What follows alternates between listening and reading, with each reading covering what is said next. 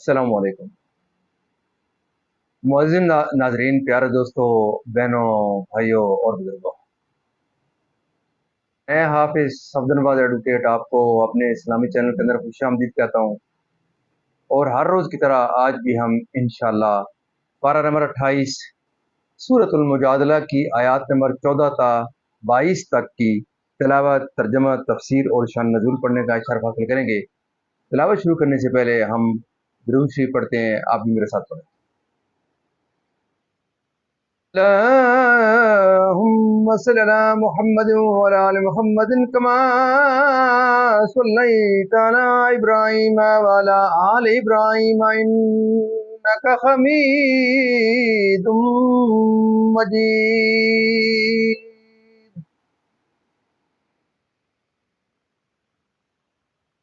अल्लाहुम्मा बारिक अला मुहम्मद व अला आलि मुहम्मद कमा बारकता अला इब्राहीम व अला आलि इब्राहीम इन्नका हमीदुम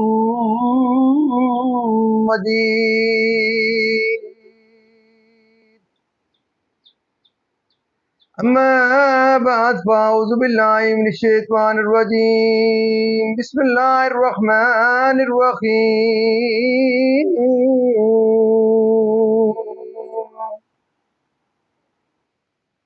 अलम तरा इलल्लज़ीना तवल्लौ कौमन ग़ज़िबल्लाहु अलैहिम मा हुम मिनकुम वला मिनहुम व यख़लिफ़ूना अलल कज़िबि व हुम यअलमून। अअद्दल्लाहु लहुम अज़ाबन शदीदा इन्नहुम साअ मा कानू यअमलून।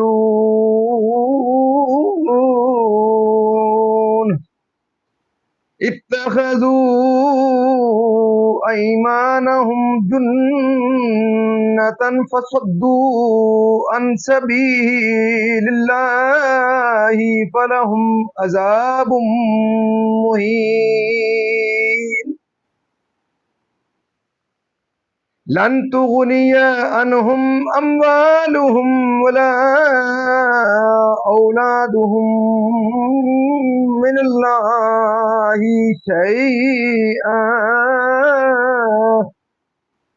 उलाइका अस्हाबुन नार हुम फीहा खालिदून। यौम यबअसुहुमुल्लाहु जमीअन फयखलिफून लहू कमा यखलिफून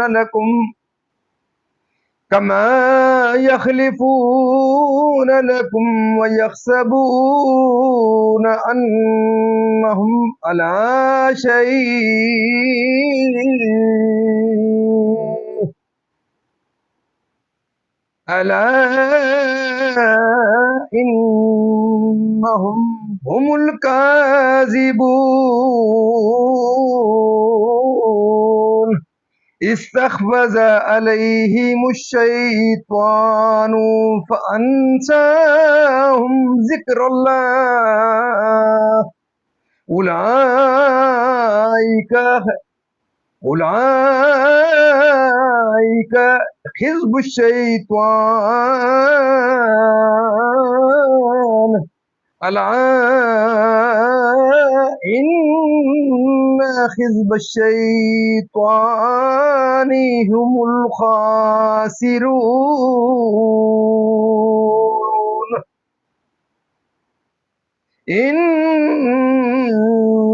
इन्नल्लज़ीना युहाद्दूनल्लाह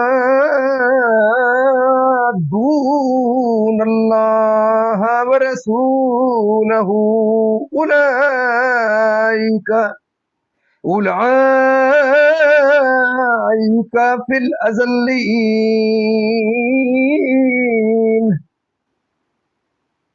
كتب الله لأغلبن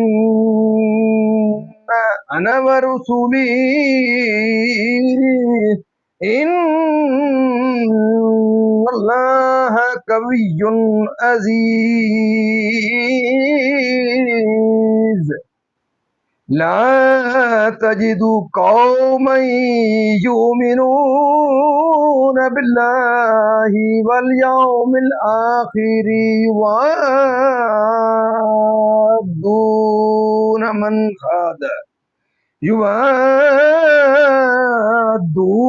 من حاد الله ورسوله ولو كانوا آباءهم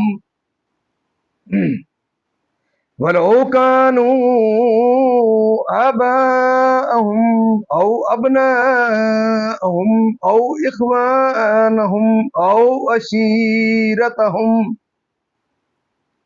أولئك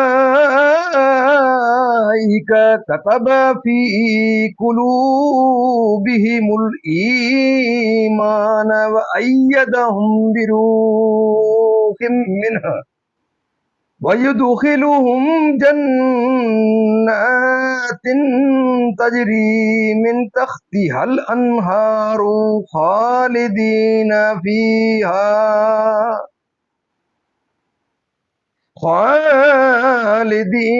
فيها رضي الله عنهم ورضوا عنه أولئك حزب الله ألا إن حزب الله هم المفلحون صدق اللہ العظیم۔ ترجمہ: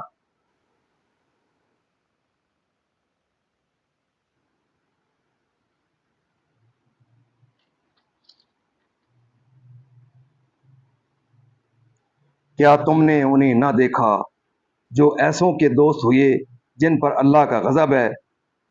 وہ نہ تم میں سے نہ ان میں سے، وہ دانستہ جھوٹی قسم کھاتے ہیں۔ اللہ نے ان کے لیے سخت عذاب تیار کر رکھا ہے۔ بے شک وہ بہت ہی برے کام کرتے ہیں۔ انہوں نے اپنی قسموں کو ڈھال بنا لیا ہے تو اللہ کی راہ سے روکا تو ان کے لیے خواری کا عذاب ہے۔ ان کے مال اور ان کی اولاد اللہ کے سامنے انہیں کچھ کام نہ دیں گے، وہ دوزخی ہیں، انہیں اس میں ہمیشہ رہنا۔ جس دن اللہ ان سب کو اٹھائے گا تو اس کے حضور بھی ایسے ہی قسمیں کھائیں گے جیسی تمہارے سامنے کھا رہے ہیں، اور وہ یہ سمجھتے ہیں کہ انہوں نے کچھ کیا۔ سنتے ہو بے شک وہی جھوٹے ہیں۔ ان پر شیطان غالب آ گیا تو انہیں اللہ کی یاد بلا دی۔ وہ شیطان کے گروہ ہیں۔ سنتا ہے بے شک شیطان ہی کا گروہ ہار میں ہے۔ بے شک وہ جو اللہ اور اس کے رسول کی مخالفت کرتے ہیں وہ سب سے زیادہ ذلیلوں میں ہیں۔ اللہ لکھ چکا کہ ضرور میں غالب آؤں گا اور میرے رسول۔ بے شک اللہ قوت والا، عزت والا ہے۔ تم نہ پاؤ گے ان لوگوں کو جو یقین رکھتے ہیں اللہ اور پچھلے دن پر کہ دوستی کریں ان سے جنہوں نے اللہ اور اس کے رسول سے مخالفت کی، اگرچہ وہ ان کے باپ یا بیٹے یا بھائی یا کنبے والے ہوں۔ یہ ہیں جن کے دلوں میں اللہ کے ایمان نقش فرما دیا۔ یہ ہیں جن کے دلوں میں اللہ نے ایمان نقش فرما دیا اور اپنی طرف کی روح سے ان کی مدد کی۔ انہیں باغوں میں لے جائے گا جن کے نیچے نہریں بہیں، ان میں ہمیشہ رہیں۔ اللہ ان سے راضی اور وہ اللہ سے راضی۔ یہ اللہ کی جماعت ہے، سنتا ہے اللہ ہی کی جماعت کامیاب ہے۔ مزید ناظرین، یہاں تک اس کا ترجمہ اختتام پذیر ہوا۔ اب اس کی تفسیر تسلسل سے ایک آیت پہلے سے اس کی تفسیر شروع کرتے ہیں تاکہ آپ کو تفسیر کا تسلسل صحیح ملے۔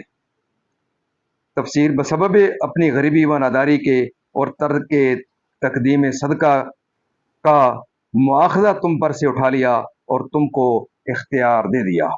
جن لوگوں پر اللہ تعالیٰ کا غضب ہے ان سے مراد یہود ہیں اور ان سے دوستی کرنے والے منافقین۔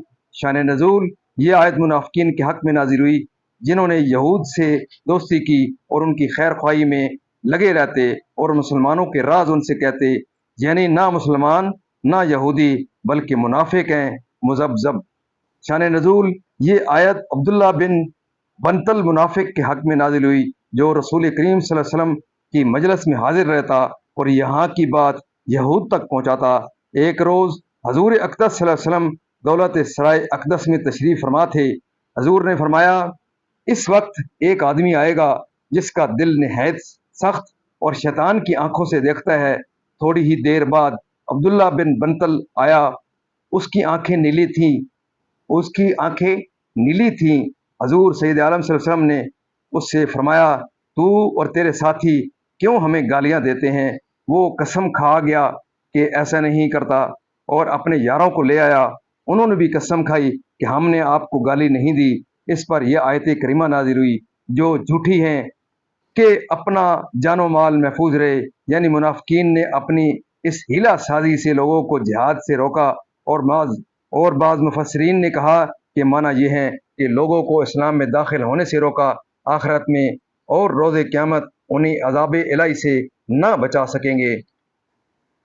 کہ دنیا میں مومن مخلص تھے، یعنی وہ اپنی ان جھوٹی قسموں کو کارآمد سمجھتے ہیں اپنی قسموں میں، اور ایسے جھوٹے کہ دنیا میں بھی جھوٹ بولتے رہے اور آخرت میں بھی، رسول کے سامنے بھی اور خدا کے سامنے بھی، کہ جنت کی دائمی نعمتوں سے محروم اور جہنم کے ابدی عذاب میں گرفتار، لوح محفوظ میں حجت کے ساتھ یا تلوار کے ساتھ، یعنی مومنین سے یہ ہو ہی نہیں سکتا، یعنی مومنین سے یہ ہو ہی نہیں سکتا اور ان کی یہ شان ہی نہیں، اور ایمان اس کو گوارا ہی نہیں کرتا کہ خدا اور رسول کے دشمن سے دوستی کرے۔